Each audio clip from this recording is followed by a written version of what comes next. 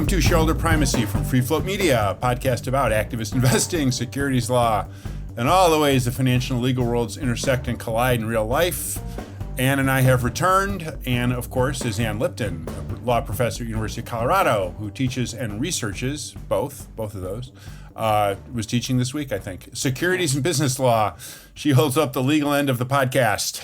And that's Mike Levin, an activist investor who lives and works in Chicago. He covers the financial side of our podcast. Yes. Okay, I'll read about the email address, okay? Okay. So we just have our mailbag as a reminder to everybody. Please send questions, comments, things you like or don't like to Shareholder Primacy, one word, at freefloat.llc. Once again, Shareholder Primacy at freefloat.llc. Let us know what you think.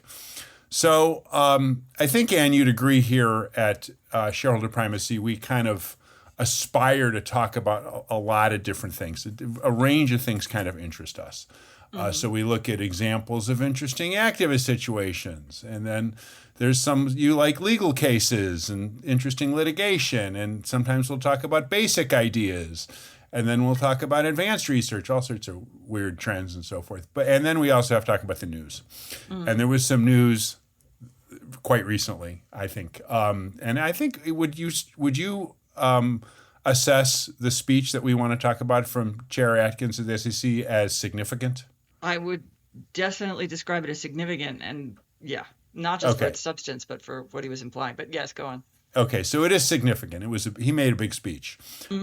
So events intervene in Ann's and my musings about activism and shareholder primacy.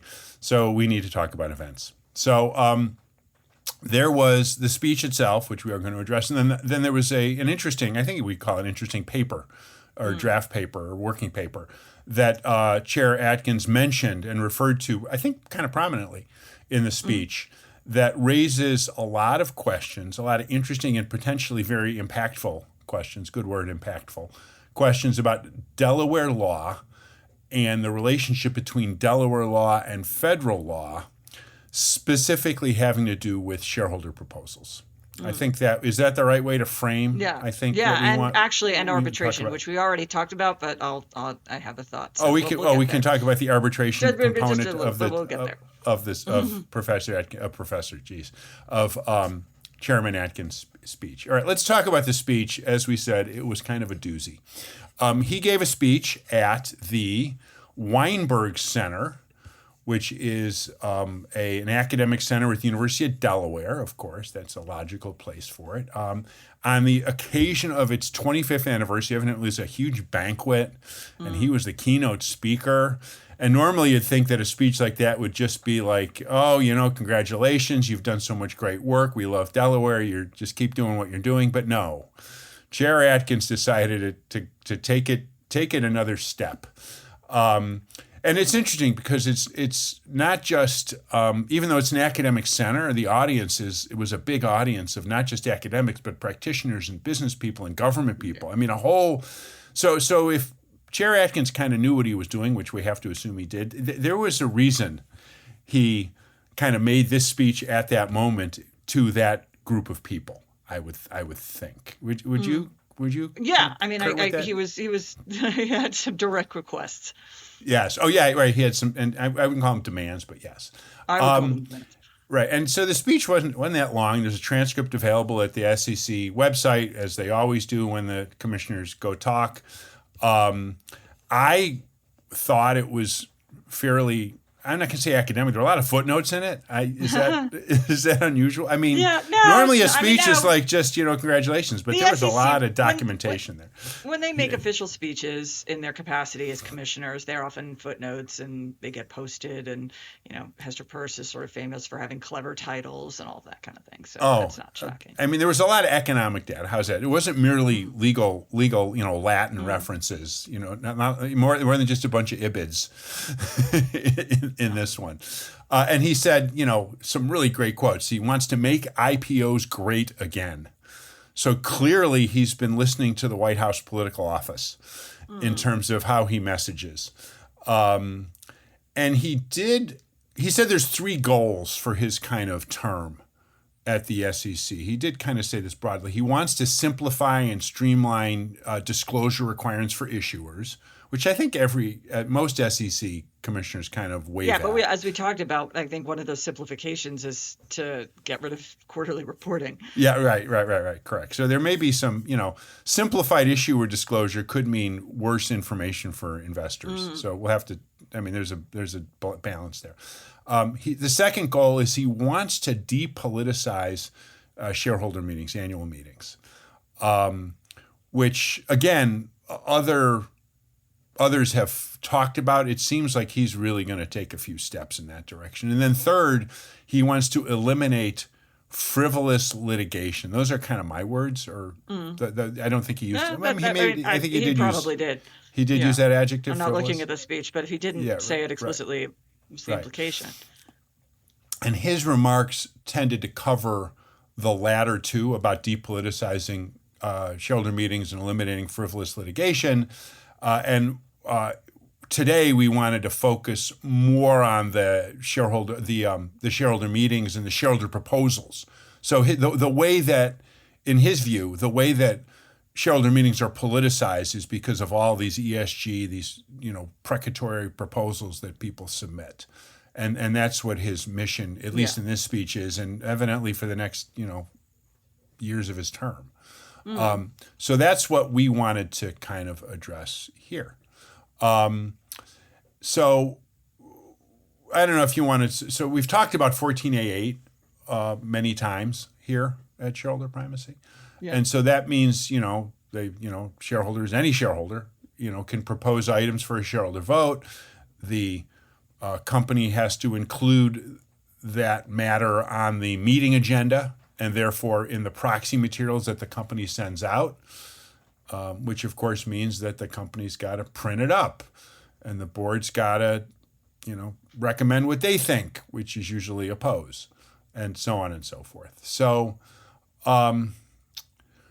I think it's worth saying that last time we were together, we talked about precatory proposals and binding proposals. This is in the context of bylaw amendments, and the precatory ones. Okay, go ahead. No, I mean our last show, if anyone listened to that one, we were talking about Duke Energy, and you never know.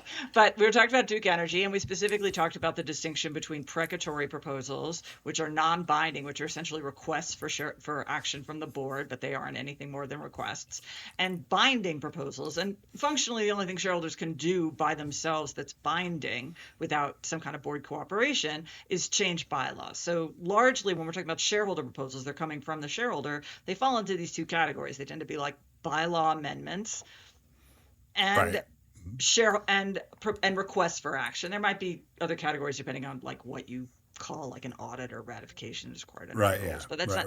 But at least among the ESG community, that tends to be the right. When it comes from a shareholder, totally from a shareholder, and not as a response to like anything under federal law, it will almost certainly either be binding in the form of a bylaw amendment or a request for action. All right. And 14AH is the rule that requires companies to include these on the shareholder ballot so that people can vote on. Well, I think this will be important a little later. I think the specific requirement, very literally, in 14A8 is it requires the company to include the matter in the proxy materials. Yes. Which by implication means if it's going to be in the proxy materials, it's going to have to be on the meeting agenda. And that distinction, I think, becomes important a little later on. Right. Yes. Okay. Well, that's Yeah. So let's talk just to set some groundwork. Let's give a little more. Where did this? I mean, the idea of, to me, activist investor guy, the idea of precatory proposals is not completely peculiar, but isn't like conventional compared to kind of stuff I'm trying to achieve. So some background here, some of the groundwork about where it came from would be helpful.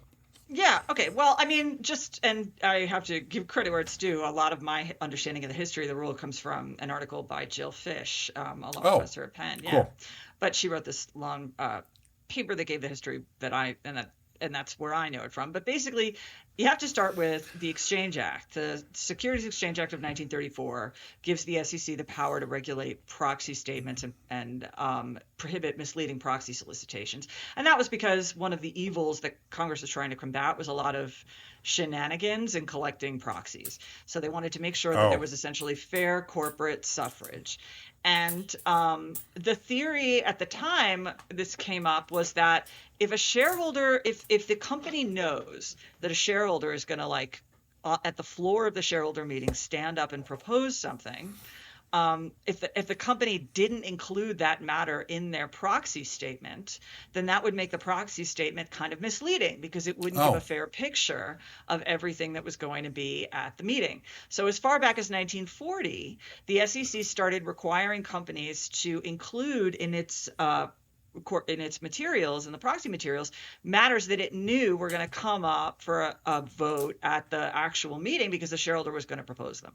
Now, that is a debatable interpretation of the statute. For years, there have been arguments that no, the proxy statement is not misleading just because it identifies particular matters and doesn't identify others.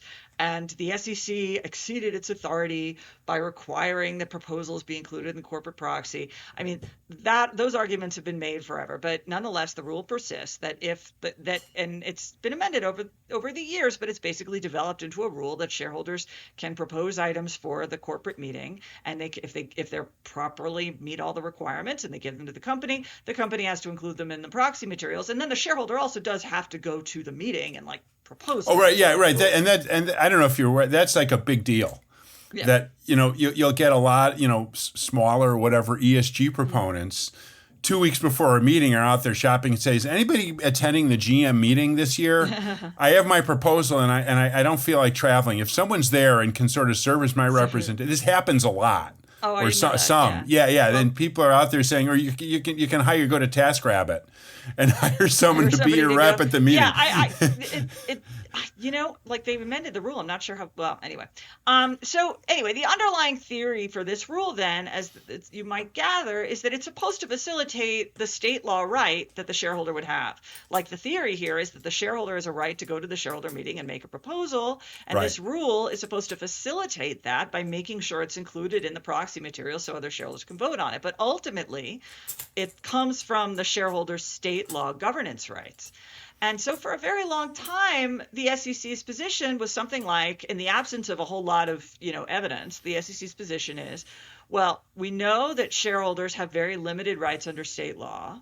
They can propose things like bylaws that are binding, but most matters of corporate policy, shareholders can't weigh in on or can't force the board to take action. The board's in charge. Shareholders are not permitted to command the board to do anything.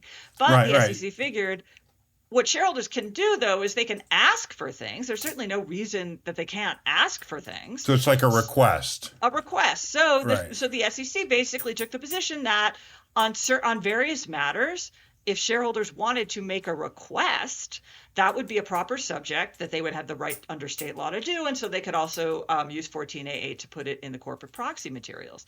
And there's a very long history then of shareholders using the proposal rule for what today we'd call ESG, but long before ESG was a phrase. One of the earliest shareholder proposals from 1951 asked Greyhound to desegregate its buses. In the early 90s, go ahead, yeah. Yeah, no, in the early 90s, shareholders tried to get Cracker Barrel to stop discriminating against gay people. So this is long before ESG was a phrase. But a couple of, not long ago, maybe last year, I'm not even sure, a professor at Oregon, Mohsen Manash, he wrote an article that he argued that since these are essentially derived from state law rights, there's nothing under Delaware law that would stop a company from adopting a bylaw or a charter provision that limits the kind of proposals shareholders could make. So if companies were upset that they were getting a whole bunch of precatory proposals, Professor Manash's argument was, well, they can just the directors can adopt a bylaw, or they can put it in the charter that says, actually, here are some limits on your ability to offer proposals. And there was nothing under Delaware law that would prohibit that. So that was his idea. But now, as you say, there's this new paper out from a partner at Morris Nichols, Kyle Pinder, and he actually goes further. He argues that it's not just that a company could adopt a bylaw to limit shareholder proposals. He argues there is no right under Delaware law at all to offer precatory proposals, that the idea that shareholders have the right to go to a shareholder meeting and demand that the board take a vote on requests for action simply is not a right that exists under Delaware law. Under either in statute or in case law, or in statute or case law. And if that is correct, it would mean that the implication is that shareholders would not have a right, therefore, to include it on the corporate proxy under 14A8. Or to put another way, companies, if shareholders did so request, companies could exclude the matter from the corporate proxy on the grounds that this is simply not a proper subject for shareholder action under state law. So, and he works out whether we ultimately agree or disagree or concur, whatever, with the reasoning. He works out a lot of some of the detail, the evidence and the logic behind why that is the case, at least in Delaware. And his analysis confined to Delaware. And essentially, his argument is that there's nothing in Delaware law, the statute of the case law, that explicitly permits it, and we should therefore take the absence of evidence as evidence of absence. I mean, that's basically his argument. Okay. But he also, at the same time, does recommend that to clear up any confusion about it, require that Delaware actually officially go ahead and pass a law that makes clear that shareholders have no right to offer precatory proposals. So that would put it in statute. That would put it in the statute. So that way, and then companies could, if they wanted to, permit them maybe on different terms than what 14A8 permits. So that's ultimately where he comes out. He comes out that they're not necessarily a good thing. He doesn't like them. He thinks that there's not a whole lot of reason for them, and that Delaware should therefore make it explicit in its law, although he does think it is in the law already, that there is no right under Delaware law to offer precatory proposals. Okay, right. And that gets to the distinction I was hinting at a little earlier, which is between the right to include your proposal on the meeting agenda, which is strictly an artifact of state law and Delaware law. Under 14A8, that's a claim. Federal law requires certain things to go on there. Right, and then the requirement to put that in the proxy materials that describes that's a communication of that agenda to all the shareholders, which is regulated by federal law. Okay. Right. Well, the idea is that the right under 14A8 is derivative of state law, which I think is probably correct. That any right to have things under 14A8 does not, there are other kinds of things that federal law requires a shareholder vote on, but that's even if state law wouldn't. But that's a separate issue. Right. Yeah. Say on pay. Say on pay. 14A8 is supposed to be derivative of the state law rights, that it's simply supposed to be a mechanism that facilitates the rights that you would otherwise have under state law. So his argument is Delaware law does not give – all this time we've been wrong. Delaware law does not, in fact, allow shareholders to make precatory proposals, and so therefore companies should be able to exclude them automatically from their all right. And this then brings us back to Atkins' speech. Yeah, which is where he has some suggestions, and as far advice as I can tell, for Delaware. I mean, I as I understand the timeline here, Pinder posted his paper online, and days later, it appears in Atkins' speech. So I have to assume he either gave Atkins an advance copy or something like that. Maybe, but. But Atkins, so in his speech, he took up this point and ran with it. And he essentially accepted the premise, largely on questioning, that Pinder is right, that Delaware law does, in fact, currently not permit precatory proposals. And he sort of declared that if a company – the way, and just to make it clear, the way this works is if a shareholder proposes an item to include on 14A8 ballot, and if the company does not want to include it, it has to go to the SEC and essentially request that it be permitted to exclude the matter from the proxy. And then the SEC kind of answers yes or no. Sort of. That's the time-honored no action letter process. So what Atkins essentially declared was that if a company, and invited companies to do, I mean, this was an invitation, was that if a company wrote to the SEC and said, I would like to exclude this proposal because it's precatory and Delaware law does not permit precatory proposals. And they included a legal opinion to that effect, essentially the equivalent of Pinder's letter in legal opinion form. Then the SEC would definitely allow the exclusion, which is sort of a bizarre thing to say because you haven't seen the other side. I don't know what it's not like he's like, presumably if a shareholder did that and the company came back with a legal opinion that these are excludable under Delaware law, the shareholder might very well offer their own legal opinion. And Atkins nonetheless just declared. That's interesting. The SEC is definitely going to exclude it. He just assumes Pinder's correct. So that legal opinion that you just referred to, that would be like hiring Morris Nichols to write a letter. Yes, Morris Nichols to summarize. But you would have to put the article out there. Anybody could summarize it. Right. But I think my quick read of the speech was that. The speech or the paper? I can't remember. I think it was the speech. That if you get that letter from a member of the Delaware bar that says that will be enough evidence for the staff to concur in a no action request. Atkins said, but he's not even considering that it's not impossible. Shareholders would put their own letter with their own research. But he also hinted at an alternative, which is okay. So there is a procedure for these kinds of disputes that allows the SEC, if it has to decide, is this permitted or not permitted, to actually go directly to the Delaware Supreme Court and say, can you tell us whether this is okay under Delaware law? The SEC has only done that once before with a different shareholder proposal, but about shareholders adopting a bylaw that would reimburse dissident candidates for their costs. Delaware. There was a whole long history, but essentially, a shareholder wanted to put a bylaw in place that would require the boards to reimburse dissident candidates in a proxy contest, and the board said that is impermissible under Delaware law, and the SEC used that procedure for the first and, as far as I know, the only time to say, well, I don't know if this is permissible under Delaware law. Delaware, why don't you tell us?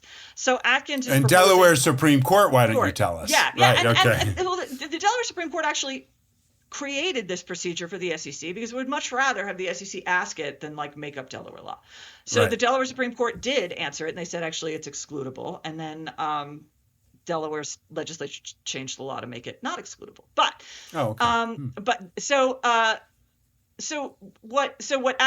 Atkins offered in the alternative, either the SEC will just believe the lawyers for the company that say this is excludable, or when they get that letter from Morris Nichols or some other firm. Exactly. But he also said that another alternative would be to petition the Delaware Supreme Court, and hopefully the Delaware Supreme Court would resolve this by explaining whether or not precatory proposals are or are not permitted under Delaware law. Wow. All right. And at the same time, since he seemed to be accepting as unquestioned that, of course, this article by Kyle Pinder was accurate, he pretty much seemed to assume that, of course, if we ask the Delaware Supreme Court whether these are excludable, they're going to say they are, right? He's assuming, right. But he said, but with emphasis. Let's just say there was an implication to the assembled parties. Delaware is going to agree that they're excludable, right? This was said with a little bit of a push behind it. Okay. Oh, interesting. So he seems to be kind of leading the Supreme Court to where he wants to go. And this is like the Texas thing. So where he also Texas thing, go ahead. And that was mentioned in the speech too. Go ahead. Right, exactly, because he pointed out that Texas just recently passed a law to allow companies to exclude proposals, on certain, by essentially raising the size. That revolved around size of your stockholders. Yeah, about the size of your holdings. He announced so there are a couple things about mentioning Texas, which is that he mentioned Texas, which I think was, again, it's the quite frankly, the threat behind the Delaware. Yeah, that very deft of him, right? Talking about Texas in front of the Weinberg Center. Well, he was. I think the implication was this is another reason why Texas is a more attractive place to incorporate. I mean, that was the implication. But we said this on another show, and I really keep needing to scream this from the rooftops. If you are incorporated in Texas, you do not get to take advantage of that law. That law does not apply to companies that are incorporated in Texas. It only applies to companies that are headquartered in Texas or that are listed on the Texas Stock traded Exchange. on the new Texas exchange. It is so bizarre. So first of all, no one's moving to Texas so they can exclude shareholder proposals. It wouldn't help. And second, because the law doesn't apply to companies that are chartered in Texas. And I keep saying that, and then I go back and I check the law to like double check to make sure I'm not a crazy person, and it doesn't. It doesn't. Well, you are a crazy person, but well, very possibly. But for other reasons. But here's the thing, like Atkins sort of just assumed the Texas law would apply in some circumstances. And it just goes on sort of like, of course, if a company properly excludes a proposal under Texas law, the SEC would respect that, with glossing right over that Texas is purporting to regulate the corporate governance of companies that are not incorporated in Texas. So that's just going to continue to drive me crazy until that gets resolved. But okay. Which could take a while. And then, of course, he announced a general project. Like, this is an SEC rule. That was interesting. It was another part of why this speech was so important. Yeah. So he says, look, I'm not sure we need 14A8 anymore. And the SEC could possibly revisit the rule or dramatically change the rule. So that is the third possibility. Yeah, he says in his speech, I believe a fundamental reassessment of Rule 14A8 is in order. And to that end, shareholder proposal modernization is on the Commission's policy agenda. And I know there's people who study that agenda, like I study the Federal Reserve. And as part of the modernization effort, I'm asking the staff to evaluate whether the original rationale from 1942 still applies. Right. Yeah, exactly. So this Remember, is a that pretty rationale basic. Is that there's something misleading about not including things that that are going to be on the floor. And this is Kyle Pinder's argument. Part of his reason for why we don't need precatory proposals is because shareholders can communicate out in other ways. So it's just not necessary. Right. All right. Cool. Let's. I think we need to catch our breath here because there's a few more things to talk about related to Kyle's paper and a little more about the speech and so forth. You had a comment you wanted to make about the litigation comments he made. So let's do that after this break here at Shareholder Primacy.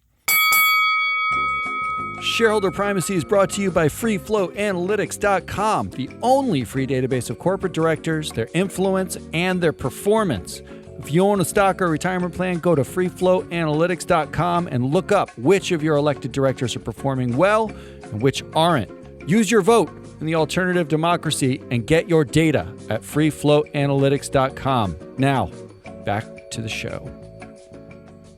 Welcome back to Shareholder Primacy. I'm Ann Lipton here with Mike Levin, and we're continuing to talk about shareholder proposals under SEC rules and Delaware law.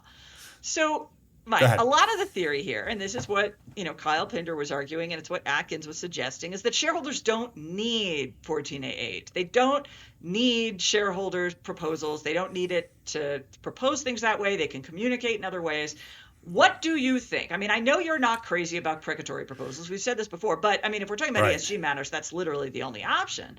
But like Kyle Pinder was suggesting social media communication, things like that as an alternative. What do you think? Well, let's unpack this a little bit. Okay. First, we have to talk about why I'm not crazy about precatory proposals, and it's because, as I've said before, I'm stubborn, and I like when I want to interact with a portfolio company, I want to interact in ways that are going to have impact, and a precatory proposal to me is, unfortunately a little weak. Kind of advising a company to maybe can you do this, and then they can slow walk it. So that's it's not that I don't agree with the overall goals of the sustainability and social progress folks. I'm very sympathetic. But there isn't another I mean, you can't make a company, but you can't compel. When you're talking about that kind of thing, it's the only thing. And plus, a lot of companies settle these. So Sarah Hahn wrote a whole big. We had Sarah. Oh, yeah, right. We talked about this, right? She wrote a whole big paper a while back about how often companies settle these, and they settle them because they're going to, essentially take the action or some version of the action, or some version, or some very weaker version of the action. Not every precatory proposal has to be about an ESG matter. Like, for example, let's say the shareholder wants a charter amendment. There is shareholders are not allowed to propose charter amendments in the first instance. They can vote on them, but the board has to propose it. Right. So if shareholders want a charter amendment, their only option would be a precatory, other than jawboning or social media communication. If they want to make clear the amount of force that stands behind it, shareholders would have to do a shareholder proposal. Oh, right. No, correct. And then we have to address what we kind of mean by shareholders, because there's different flavors of shareholders here. Okay.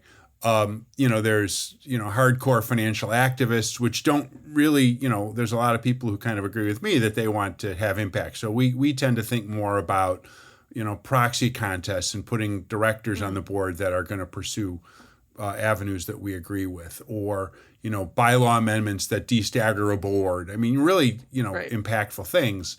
And then there's other shareholders that, again, want companies to adopt more broder social sustainability goals and so forth. And they're out of necessity. Great. Okay, cool. And out of necessity, again, because the only thing, and Pinder says this, that there's only three things, shareholders can do. He said they can vote, sell, and I can't remember the third thing. Vote, sell, sue. That's a classic line. Right. Vote, sell, and sue. And again, you can't, as a shareholder, it's a fairly basic part of state corporation law that you can't compel a company to do something. Those are your three. Okay. So that leads you to precatory proposals. And again, we can debate, and there's a lot of other people who say, these are a waste of time, or these are useful, and so forth. And there's a lot of challenges, and we've talked about that before. Okay.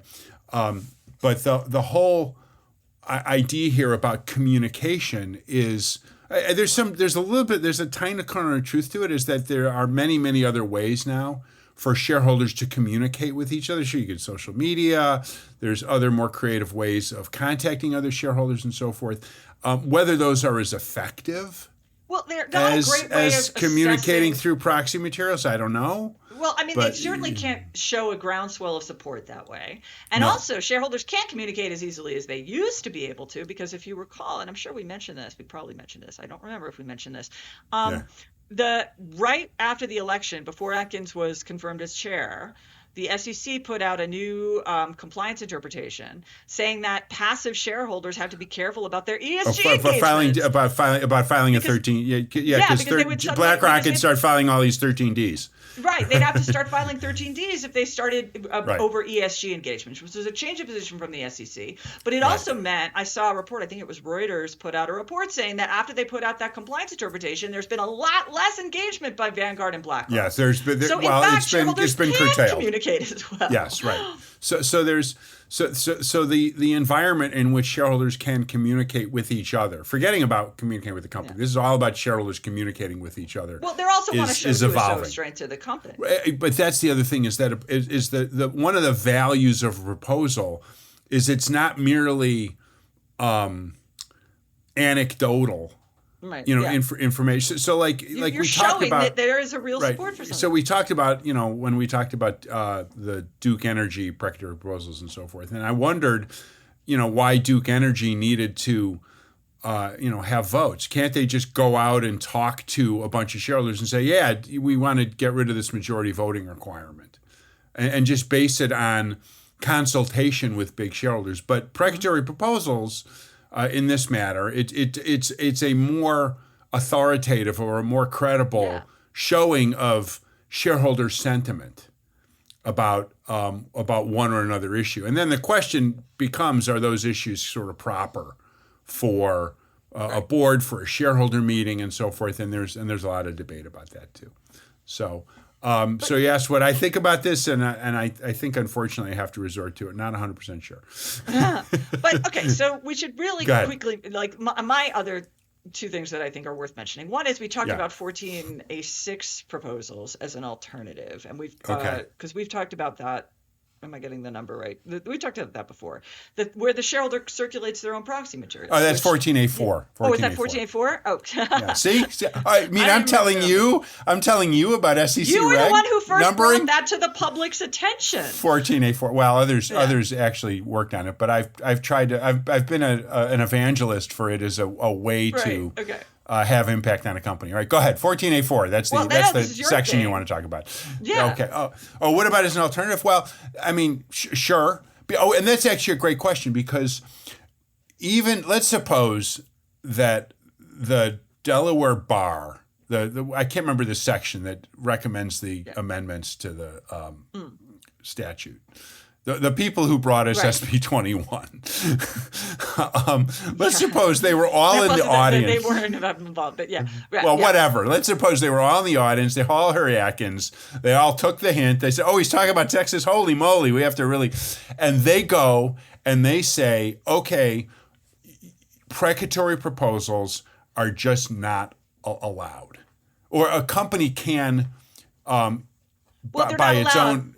Right. Yeah. Right. And you know, I don't know. I don't know if they'd be able to get as far as passing a law, statutory change that says. We've seen if they're determined enough. I'm not sure precatory proposals are a big enough priority to them, but maybe they are. That's a whole separate issue. But that's the thing. Whether it's a priority is very much a function of the commissioner of the SEC, like chair of the SEC, standing in front of them and saying, "This is going to be Delaware law, right?" I mean, I don't know that it would have been a high priority, but for the fact that the chair of the SEC is basically strong-arming them, with Texas lurking in the background.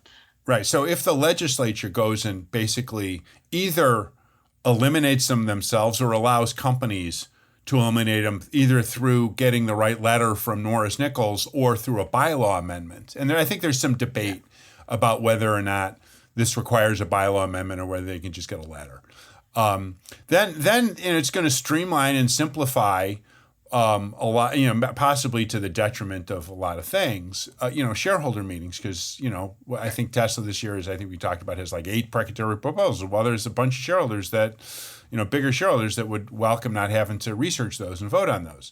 But there's others that think Tesla needs to focus on those issues.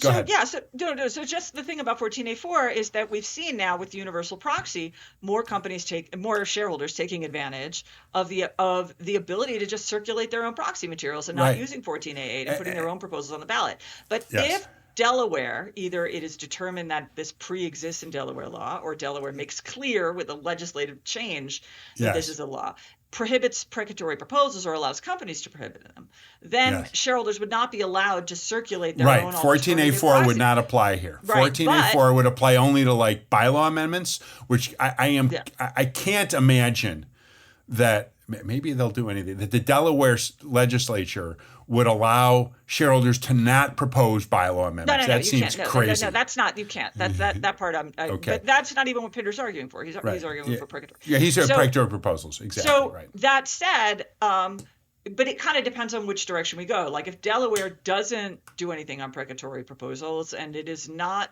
taken as obvious that precatory proposals can just be excluded automatically, but the SEC reforms 14A8 in general to make it so that 14A8 does not allow it in some version.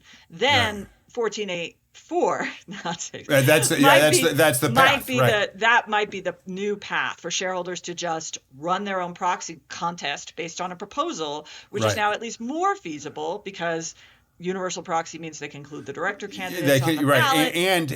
And technology is evolving. This gets to a little bit of Pinder's point. Technology is evolving where a dissident, an activist, can undertake a 14A4 solicitation somewhat more efficiently. They can do it a lot more cheaply than before.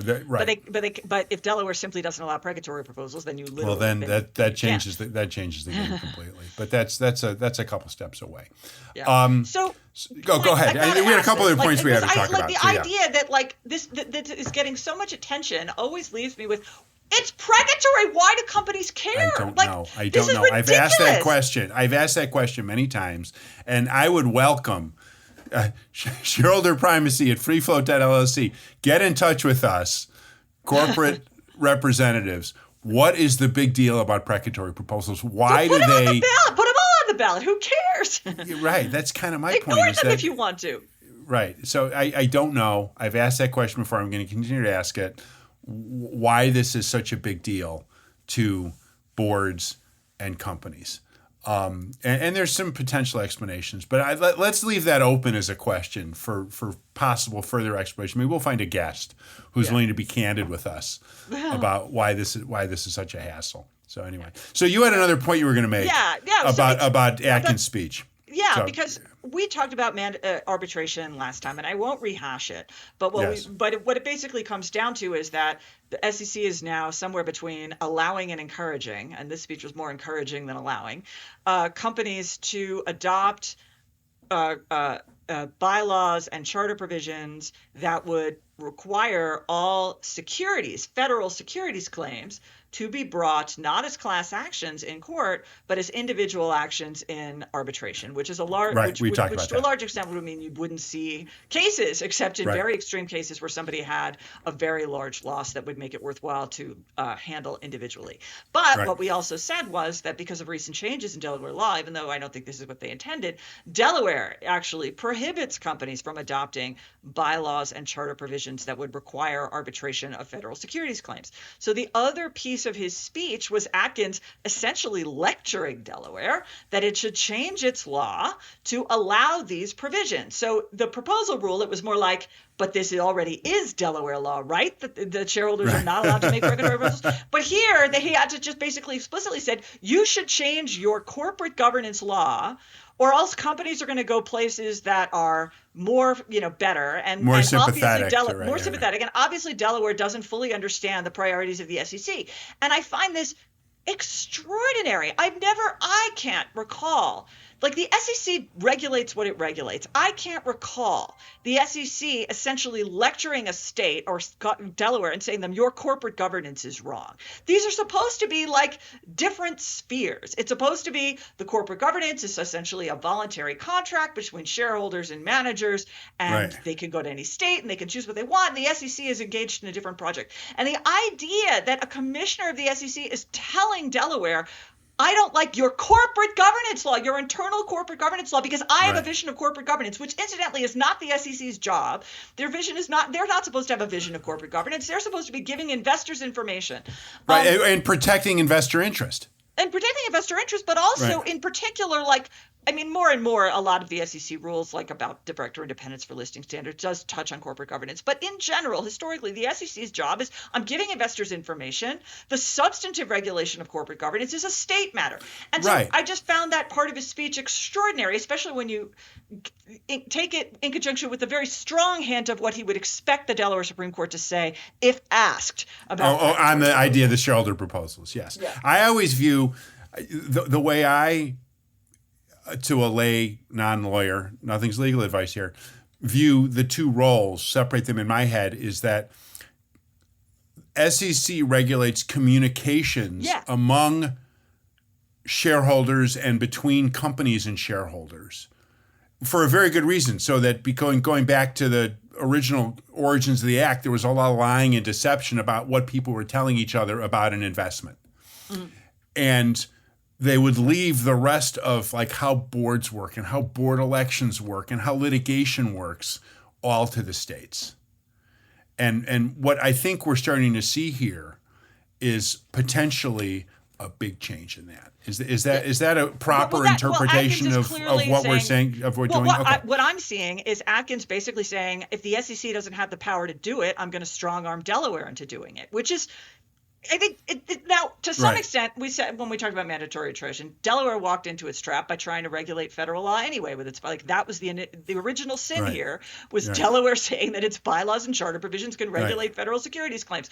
But beyond that, especially when it gets to proposals, this is Atkins saying, I have a vision of corporate governance, and I think the states should adopt my vision when the SEC doesn't have the power to act, and that is extraordinary to me. Right, and that's important. Is that there's been some discussion, like around SB 21, I think, that is there going to be some sort of federal preemption of corporate, and that's part of the problem with that is there's 49 other states that have something to say about federal preemption of corporate regulation. Yeah, but they don't care as much.